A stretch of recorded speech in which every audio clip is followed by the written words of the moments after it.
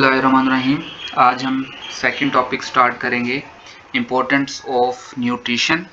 उससे पहले हम इन दो क्वेश्चंस के आंसर को स्टडी करेंगे। Which two functions are perform by protein.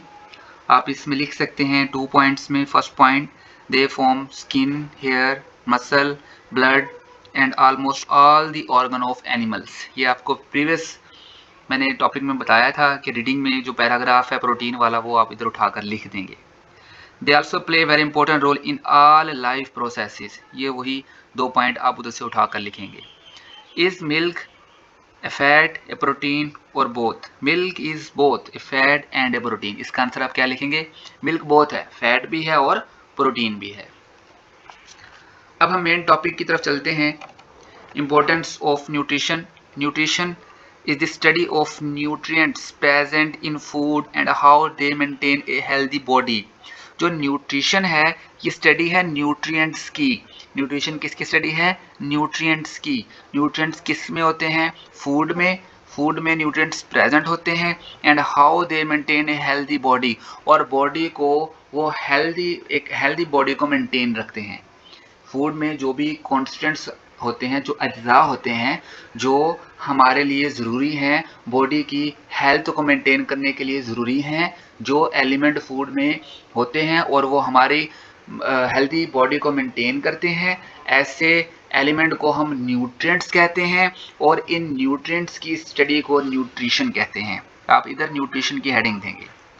Nutrients R component of food. Nutrients क्या हैं? फूड के कंपोनेंट हैं, फूड के अज्जा हैं। That are needed on regular basis, जो हमें रेगुलर बेसिस पर जिनकी हमें ज़रूरत होती है टू मेंटेन हेल्थ। हेल्थ को मेंटेन करने के लिए रेगुलर बेसिस पर हमें इन कंपोनेंट की ज़रूरत होती है।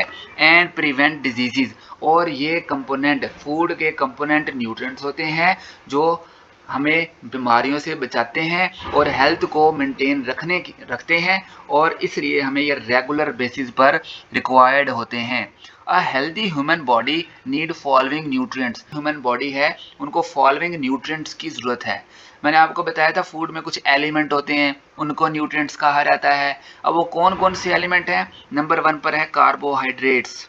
दे are the main source of energy for body, human body.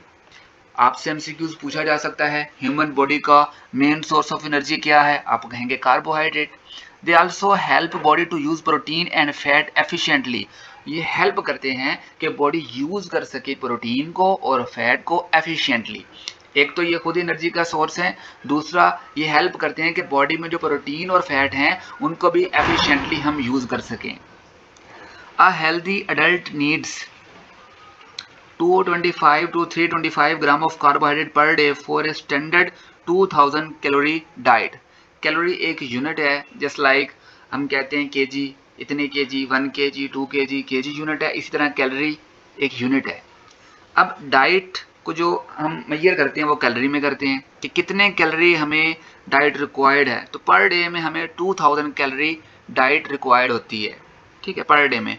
तो 2000 कैलोरी के लिए हमें कितने ग्राम जो कार्बोहाइड्रेट्स हैं वो रिक्वायर्ड हैं? एक एडल्ट जो एक हेल्दी एडल्ट है उसे per day 225 to 325 gram of carbohydrate per day required है ताकि वो इतनी कैलोरी गेट कर सके।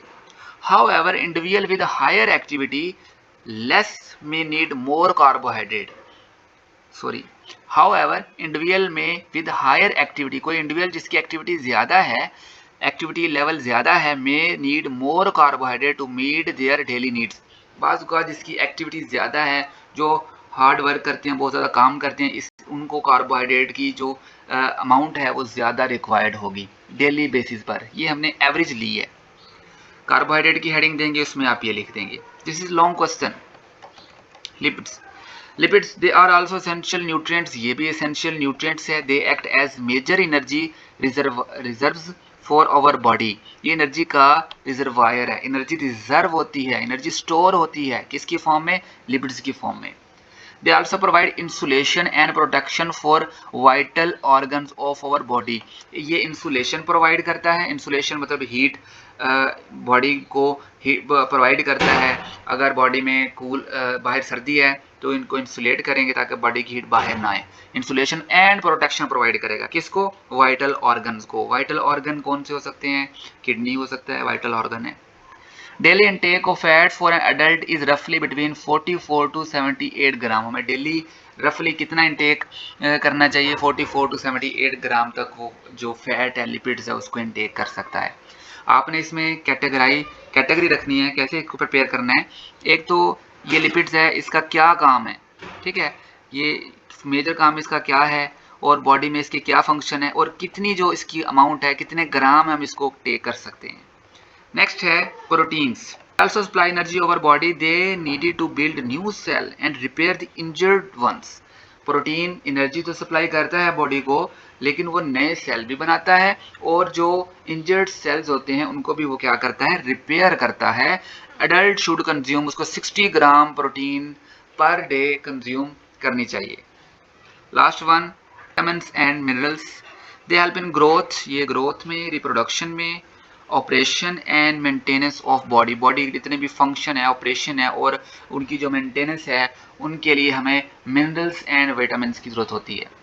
A balanced diet rich in fruits, vegetable, grains can provide most of vitamins and minerals needed daily. तो ये हमारे पास जो था बैलेंस डाइट जो होती है, उसमें फ्रूट, वेजिटेबल, अगर ग्रेन्स हम इनका इस्तेमाल करते हैं तो उनके पास विटामिन्स भी होते हैं और मिनरल्स भी होते हैं जो बॉडी को रिक्वायर्ड होते हैं उनके ऑपरेशन के लिए, बॉडी के ऑपरेशन के लिए, बॉडी की मेंटेनेंस के लिए, ग्रोथ के लिए, रिप्रोडक्शन के लिए। This is all about nutrition.